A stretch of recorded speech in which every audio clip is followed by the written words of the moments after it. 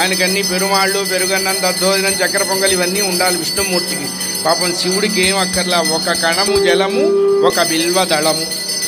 త్రిదళం త్రిగుణాకారం త్రినేత్రం చ త్రియాయుధం త్రిజన్మ పాప సంహారం ఏకబిల్వం శివార్పణం త్రిశాఖైర్బిల్వపత్రైశ్చ అచ్ఛిద్రైః కోమలైః శుభైః తవ పూజాం కరిష్యామః ఏకబిల్వం శివార్పణం.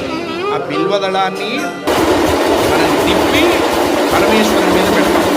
పెడితే ఆయన త్రియాయుడు అని చెప్తుంది. ఏమిటా మాటలు అర్థమంటే, నువ్వు బాల్యం చూసావు, యవ్వనం చూసావు, కౌమారం చూస్తావు, వార్ధక్యం చూస్తావు. కంప్లీటెడ్గా నీకున్నటువంటి టైం స్కేల్ అంతా నువ్వు చూస్తావు అని చెప్తాడు. అందుకని పరమేశ్వరుడికి పెద్దగా మనకు ఇవ్వాల్సిందేం లేదు. ఆయనకి ఒక్క ఉద్ధరిండే నీళ్ళు, అది కూడా ఈ శివరాత్రి రోజు వేస్తే ఇంకా